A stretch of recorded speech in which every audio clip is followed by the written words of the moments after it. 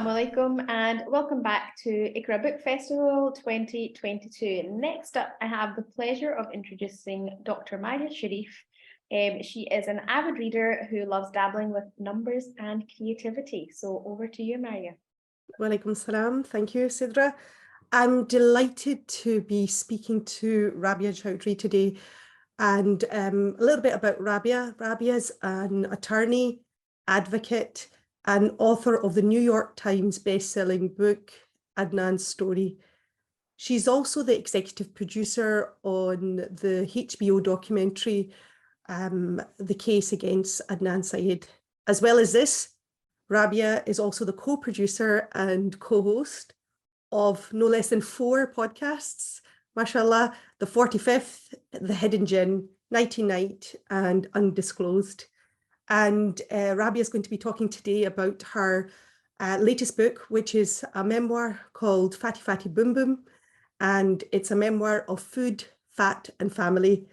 It's a warm, intimate memoir in which she discusses issues such as food, body image, growing up in an immigrant family where not only are they so loving, but also in some cases, sometimes oppressively loving. And I'd like to ask Rabia, welcome first of all, and it's good afternoon to you. Hi, Salam, and thank you so much for having me. We'd like to begin by asking you to read like a short excerpt from your book. Have you got something in mind? Well, let me grab the book. Yes. So I have my version here. I haven't got the hardback yet, or I've got. Oh, I see. Okay. Yeah, but alhamdulillah, it was a really interesting read. Let's see. I mean, I am trying to, let me see what I can read for you then. I'm sorry, I didn't know that I would have had this ready for you, but I'll just kind of, I'll be a little random here. Okay, go on. All right, so I'm going to read like just the opening from chapter 7, which is around the time that, and the book is kind of chronological. So it begins chapter 1 with my parents getting married, and my weight journey actually began literally almost as soon as I was born, because I was a sickly, jaundiced child, and my mother asked a friend like what she could do to make me healthy, how yes. Immigrant families want you to be like healthy, meaning chubby. And this auntie had said, oh, give her some half and half. And my mom began giving me bottles and bottles of half and half, which is like, I don't know, like 40 or 50% fat. So it began very early. So for the UK listeners, half and half, I think is like cream here, essentially. Probably. It's like full fat cream. Yes. Yeah. So 2 bottles of that a day. And it worked very quickly. And that was really when before I even turned 1, I think. And I think I'm still carrying that around. So anyhow, but the book's chronological. So but it also has very much of a, like my big fat Greek wedding vibe. So it's not like a, terribly heavy book. It's got a bit of a lightheartedness about it. So I'll just read from the beginning of chapter 7, which is titled Ghaspons, which means Ghaspons. I mean, I translated it as kind of rabbit food. Yeah. Okay. There were a few more weeks left in my senior year of high school, and for the past 3 months, all the seniors in my level were acting as if they'd already graduated, skipping classes, skipping school altogether, and no, not one, not even the teachers really cared. Probably because we were already a group of overachieving nerds, most having earned early college admission with our class rank firmly in place. I had applied to a single university, the only one I dared apply to, the University of Maryland in Baltimore County. It was the closest state university to Hagerstown, but far enough away that I'd have to live on campus, which seemed like a dream. It had almost been an impossible dream because Ammi said, absolutely not, you are not leaving home, a reaction I fully expected from her. On the surface, she was a pretty hands-off mother, not one to micromanage or even manage at all, but she still wanted her brood at home where she'd keep an eye on us as needed. Just because she was no helicopter parent, though, didn't mean we were entitled to privacy. Privacy is not a thing in the Desi household, and it certainly was unheard of in my parents' generation for kids to have rooms of their own, which, however, each of us did. Back home, there were always other siblings and cousins sharing a room, and oftentimes a mother slept in the same room as her kids until they were well past grown. Ummi never slept with us, but she did walk into our rooms, which were always expected to stay unlocked anytime she wanted, at all hours of the day and night. She kept odd hours, sleeping from 10 p.m. to 3 a.m., up until after the sun rose, and then back down for another few hours. In those pre-dawn hours, she would wander the dark house like a phantom, draped in a scarf, prayer beads in hand, as she recited some prayer or another thousands of times. At least thrice weekly, she barged right into our bedrooms at around 4 a.m. to take a look around our dressers and closets and rifle through our books and papers in the dim glow of the hallway light. Every visit ended with her leaning down close and blowing a hearty gust of prayer-filled breath, pook, pook, right into our faces. There, that would protect us for the rest of the week, or at least the day. Sometimes we woke up terrified, and sometimes we didn't, and either way, she didn't care. So I'll just stop there. So Rabia, your mother and your family essentially are sort of key players in your story.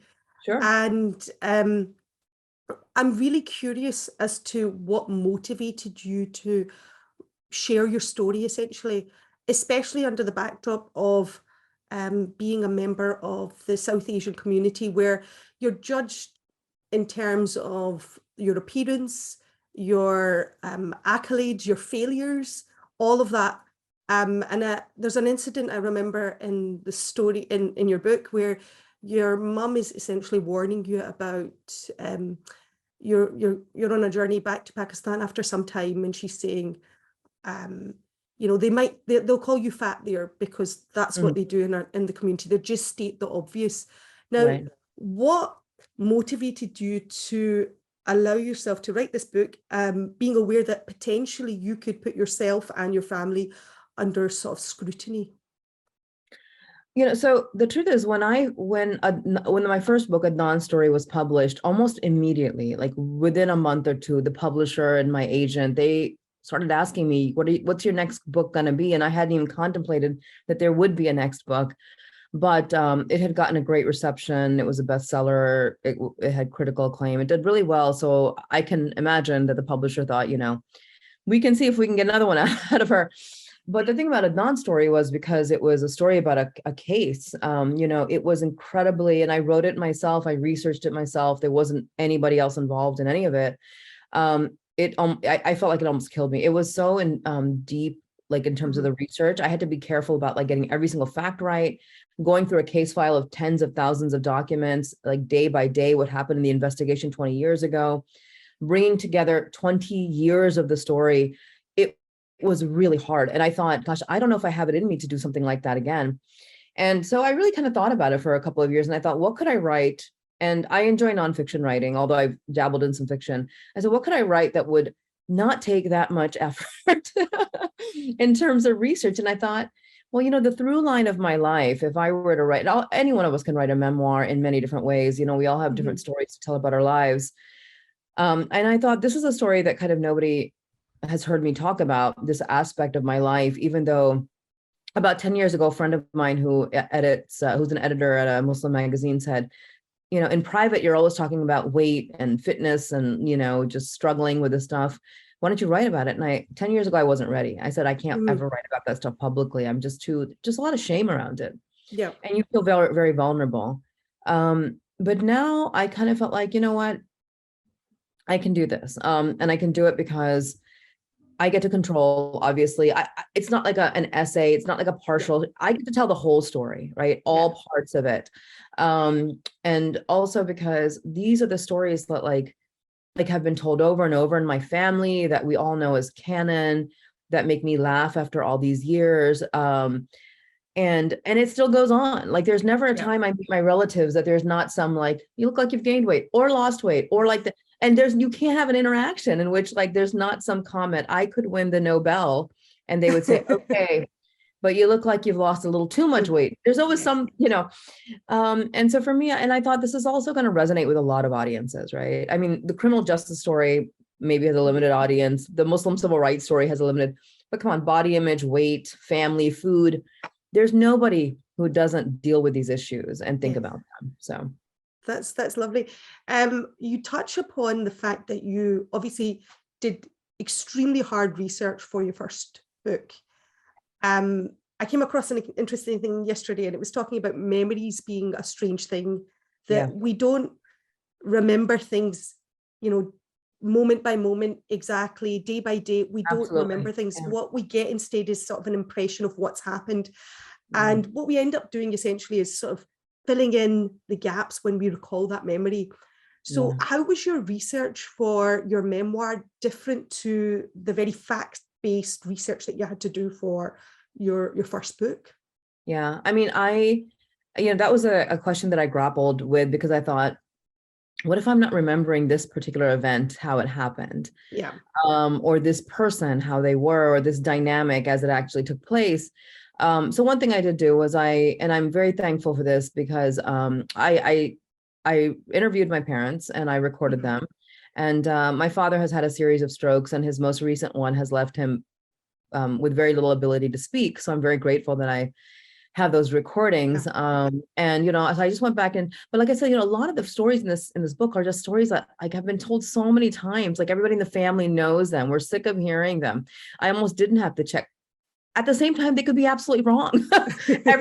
everything my mom ever told us could be absolutely wrong, but we've been, and then, and I thought about like this, and I said, but you know what, at the end of the day, I'm not trying to prove a fact. I'm trying to share my story as I know it. And perception is reality at the end of the day, right? Like, so my perceived experience is the only thing kind of that matters as I tell my memoir. And, I wrote, when I gave my parents an advance copy of the book like 6 months ago, and my mother read maybe the first 5 or 6 pages. And in the first 5 or 6 pages, the only thing that's happening is she meets my dad and they get married. And so she never read any further than that. And ever since then, she keeps referring it to the book as the book you wrote about me, by the way. And she's like, you didn't interview me properly, considering you wrote a book about me. But her perception will always be now that I wrote a book about her. And already in the first few pages, she's like, that's not how it was. And I said, well, that's how I experienced it. And that's how I've been told it happened. So I'm not too concerned about like, getting every single fact right, but this is my memory. That's what matters. So you grew up, you were born in Pakistan, and then you emigrated to the United States. Did any of your research, because you're as you said, your story begins from before your birth, when your parents meet, did you go back to Pakistan in order to talk to your extended family, or did you focus your research just on sort of your immediate family, your parents and your siblings, for example? Yeah, a lot of the extended family that I talk about in the book are no longer around. They're deceased. Okay. There were certain things I had to kind of look up, in terms of like I have a memory of walking from this place to that place. Is that even possible? Could I have made that walk with my aunt? Am I making that? So I would look up on Google Maps and just make sure. I mean, the last time I went to Pakistan was about 5-6 years ago. So it's been a bit, but really before, and that's because I had another a son 5 years ago, and I haven't traveled since, and then the pandemic, of course. But before that, I had gone maybe 4 or 5 times in a very short period. So I have spent quite a considerable amount of time in Pakistan in my adult life. And my grandfather's house still stands, and my grandmother's house is still there, you know what I mean? So I didn't have to, it's not like those homes have passed on into somebody else's hands and I don't know what they look like, but so I didn't have to go back as I was writing it. Right. Okay. But and if I had to speak to the people, I couldn't, because they're not around anymore, unfortunately. So bearing that in mind, that there are people that you talk about, your nani, your dada abu, your khalas, your mamos, you've got a lot of people that you talk about. Out of those people, who would you say that have they read the book? Has there been any response? I don't have a lot of big readers in my family. I have given the people the book. I don't know if anybody's actually read it. My father would have been the only one who actually would have read it, but because of his condition, he's not able to really read anymore. So my sister has said she'll listen to the audiobook. We'll see. She's not a big reader. So, I mean, like, I don't know. And the folks who are overseas right now, cousins and stuff, I don't know if they can get it in Pakistan, but eventually I'll send them some copies, or maybe when I go next. We're planning on going in February, inshallah, after many years. And so I'll take them some copies, because they can't buy it there. But I honestly, I joke with my family. I said I could have written anything, because none of you will read it anyways. So is there anyone that you're actually apprehensive to receive their opinions about? I mean, given especially that, alhamdulillah, your first book was a bestseller. Yeah. So what's Yeah. your... I'll be honest. As I was writing this book, it was not an easy process in that my editor, who's wonderful, generally speaking, but she doesn't come from an immigrant family. She doesn't have the experience. She's never experienced like having to struggle with weight and food. She doesn't cook. Okay. And, it's interesting to me that she was even interested in buying the book, because all these elements of the book are things that don't resonate with her personal life. So she had a lot of difficulty understanding, like, okay, is it like trying to categorize? Is this like a weight loss book? Is this like a cookbook? Is this a this? And by the time we got done editing it, I thought, if my editor doesn't understand this book must be terrible. Like people are going to hate it. And Adnan's story had gotten like a real critical, success and starred reviews. So when the starred reviews started coming in for Fatty Fatty Boom Boom, I was shocked. I'm still shocked. It's been named on a number of like best books of the year already. It's not even out yet. It's gotten 3 starred reviews. So I'm just like, really? Are you sure this is the book you really like?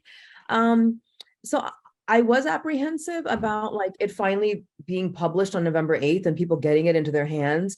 But now that it's like the critics seem to be receiving it well, the reviewers are receiving it well, I'm not so nervous. I will say this, the 2 people I'm nervous about reading this book is actually my daughters. Okay. Yeah, my eldest is 25, and then I have a 13-year-old, because there are things in there that I share that they don't even know, like the weight loss surgery I had, they don't know about that. Really? They don't know about that. And my husband and a couple of friends who also got the weight loss surgery are the only ones who know about it. So they will be surprised by some of the things they learn, and have a lot of questions, I'm sure, about why I did it. No, it's interesting. So one of the things that, you talk about your sort of the parenting you received in terms of the concern that your mother had that when you were a baby, you weren't well, then, you're eating and you were, and your family started to say, she's overweight and so on and so forth.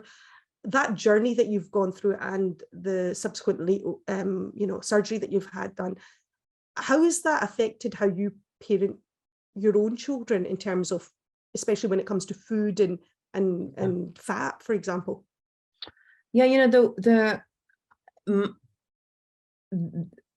I'm hoping my children benefit from like my trials and errors and failures and all those things, because at the end of all these years, and I'm 48 now, at the end of all these years, what I've learned is deprivation is not fair to anybody, and dieting is a terrible thing. And the BMI index is utter, I say book loss, it's junk. Yeah. And so what I try to focus on is like having home cooked foods for them, eating whole foods, creating, making sure my kids have palates in which they crave things that are like, good and fresh and wholesome, and also having treats if they want, so they don't feel deprived, eating well and moving their bodies. I mean, like, that's like where I'm at in my life. And whatever your body ends up looking like is okay at the end of that, right? Like just being more conscious of taking care of themselves by, when you struggle with weight and the whole world is telling you, you got to lose weight, any effort you even make to address that issue feels like punishment to you. You feel like I have to punish myself by eating this way, by eating a salad instead of a pizza. And it's and I mean, the mindset there is so demoralizing, right? And self-defeating, right? Rather than thinking, I love my body and I love my health, and, I'm going to take care of what Allah gave to me. So I'm going to eat this incredible salad, right? Like it's going to actually nourish my body. So it's just, the mindset has taken so much time for me because nobody ever taught me that that's the way to think about like our relationship to food, is it's there to serve us and nourish us. So I'm hoping those are lessons that I'm able to pass on to and so far, so good, especially my 13-year-old. She gets up every morning and has like a granola and fruit and yogurt, and, and she runs, and she's, very conscious of like taking, and not because she cares about how she looks, but she's like, I want to take care of myself. I want to be fit and active and healthy. So you describe just a variety of cuisines. Obviously, you focus in on Pakistani cuisine, but you also mention your love of American fast food, played a key part in your Yeah. journey. Can you tell us a little bit more about that? How what happened, your family set up at that time? When my parents moved to the United States, I was born in 74. So it was like early 75 when my dad came earlier, and then I came, I don't know, like in 75 sometime. And I realized this must be the case for every immigrant family that comes to America. You discover America in so many ways, and one of the ways is through its food. And my parents, who are both educated professionals, my dad's a veterinary doctor, my mother is a teacher, and she was a headmistress back home, really imagined that like the food in America is going to be healthier than the food back home. It's going to be cleaner. It's going to be more wholesome, that the American government would not allow their citizens to eat things that are bad for them. Like they couldn't even fathom this. So they just jumped in feet first, right? Like the America is a land of abundance, right? Like, so you go to a grocery store and limitless choices, and the fast foods are limited, and you never have to get out of your car. You can just roll around to a window. And they ate it all, and they fed it all to me, thinking that this is actually stuff that's good. It's better.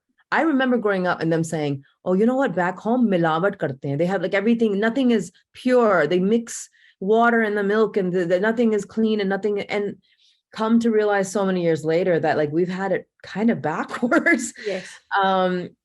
And so, I joke about the fact that I'm sure me and my siblings are like, 50% Gwaltney bologna, chicken bologna. We ate so much chicken bologna, terrible for you. What's interesting is like all these years later, and I love those foods. I love them growing up. They were easy, convenience food. They were tasty and full of salt and fat and sugar. Now I'm at the point in my life where I'm a little bit like, and I don't know if it's a mental thing or if it's just like I've trained my palate over a number of years. Like I'm kind of like grossed out by processed foods now. Like I'm not saying I never eat them. There's times when I really want a chicken nugget, right? But most of the time I want like just something made at home, very simple. And maybe it's age too. I don't know, but yeah.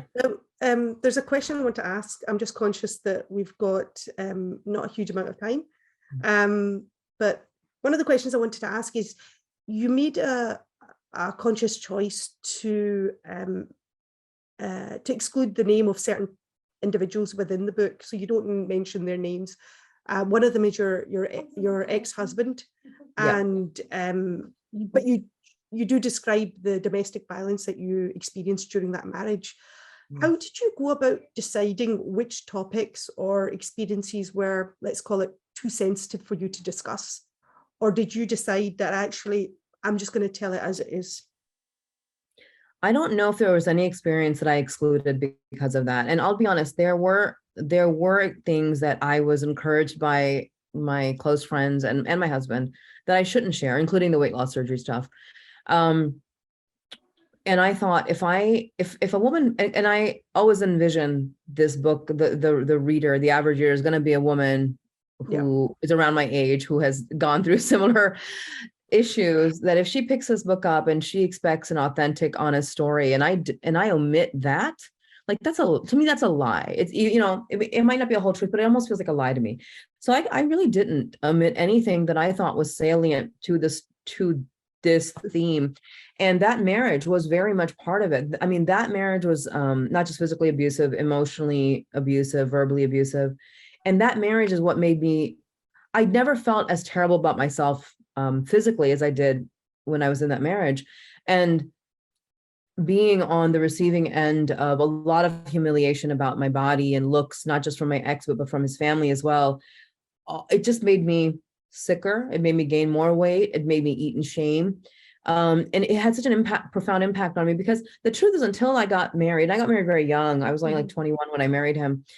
Still in college. I always thought, okay, yeah, I know I'm a little chubby, but I don't think I'm terrible looking. I'm okay. The world is a big place, and there's other interesting things to think about, and I don't have to worry about this. But that experience made me that's where my self-loathing really began, actually, was in that marriage. And so I couldn't omit that. And I've written about the DV before as well, but it did take me a good 10, 15 years away from the marriage, being out of the marriage, to be able to write about it. And the reason I didn't name names was because I kind of like don't want to give them the importance. I don't want to honor them by naming them. Also, my eldest daughter, is from that first marriage. And so I also want to like be sensitive of how it might impact her to have like people, she obviously she's related to, still identified that way. Okay. One of the questions that we've been asked about is a member of the audience is asking about your typewriter, I think, in the background. Oh, yeah. Have you used it? No, it is a typewriter from like 1928 or something like that. It's kind of a relic, and I bought it for myself. I think when I sold Fatty Fatty Boom Boom, it was like a gift to me. And I found it on I think eBay or something like that, and I just loved it. And it's just a beautiful little relic. But I was one of those kids in high school. I learned to type, and I'm so grateful I did. So what I was going to ask you is, we've only got a few minutes left. What advice would you have for an inspiring writer from an immigrant background, knowing that there's not as many stories that are shared about our community? The advice I would have is, a lot of people tend to think when there's a creative process involved, you have to wait for some kind of muse or inspiration, or the stars have to align or something. No, they don't. Writing is work like anything else. When I wrote a non-story, I had a full-time job, and I was producing Undisclosed, which was another full-time job. And I had a contract and a deadline. And so I wrote like it was work. I wrote from 7 to 11 a.m. And then I went about and did my other stuff. So you have to be on a schedule. You just have to write. I mean, that's the work. And the more you do it, the better you'll get. But you also have to read. Okay. If you want to be a writer and you're not a reader, there's going to be a big disconnect. There's going to be one of my podcasts is Nighty Night, and it's just a fun creative thing where I'm narrating these kind of creepy grown-up bedtime stories, but we get submissions from writers, and there are writers that I'm like, this person doesn't read. I can tell the way they've written this. You know what I mean? Like you're not going to be a good writer unless you read. So I would say read all the time. I'm surrounded by books constantly. I read all kinds of books. You are honing your writing skill by reading. So, but also think of it like a job. Don't think that this is going to be something that, I have to have all the right journals and all the right, no, man, just write. Make it a practice, make it a habit, and you'll just get better over time. And I think people don't understand the power of their own story. Everybody has an amazing story. Everybody can write an incredible memoir, to be honest. And so I think, it's really important to know your own story very well, because if you understand your story really well, you're going to know what motivates you. Mm-hmm. What are the most powerful moments in your life that have shaped who you are and how you think and what you value. So really examining your own story is also really important. Therapy is also great. Get a therapist. Yeah. Could I ask, have you ever come across, when you come across British Pakistanis, do you sort of see a difference in the experience you had as an American immigrant or compared to sort of a British immigrant? My sister is married to a British Pakistani, and he's born and raised in Birmingham. And so my sister spent 6 years in Birmingham, and I visited her a couple of times. I will say that the Desis I met from Birmingham are very different from the Desis I've met in London, like in some other places around the UK. So it kind of like depends. You see the same kinds of communities reflected here too. You see some communities that are very insular and ghettoized. And, it almost seems like they never get out of first generation phase. And then you see other communities that, assimilate, and seem to be really far removed from their roots. Mm-hmm. So I think there's a lot of parallels there. I'm sure the political experience is very different, in the UK. I think it's much more, I think the bigotry that Pakistanis have experienced in the UK has been much more intense and focused. Mm-hmm. Whereas American Muslims, or this, I would say South Asian American Muslims, it's not that we've been protected from such bigotry, but honestly, we have a lot to learn from Black Americans in terms of like, the civil rights fight and who actually fought it and got us to a point where we mm-hmm. are much safer in this country than I would say like a lot of Pakistanis in the UK have been in the last 30, 40 years. So there are certainly political differences. I will say when I visited my sister in Birmingham, I was like, am I in Pakistan or am I in Europe? So that was really fascinating, you know, that they've kind of recreated like being back home. Thank you very much, Rabia. And thank you for speaking with me today. So your book is Fatty Fatty Boom Boom. Could you please hold it up to the audience? Yeah. It's available. Yeah, I Yeah. think it's available in the UK in January, right? Like I Yeah. think Fatty Fatty Boom Boom. Thank you so You much. guys love it. Yeah. It's got Assalamu recipes alaikum. too. It's got recipes. Yeah, it's got lots of recipes for all of the recipes that Rabia experienced as she grew up, and it's just wonderful, a wonderful, very honest and non-judgmental look at your life. Thank you so much, Maria. It was great talking to you.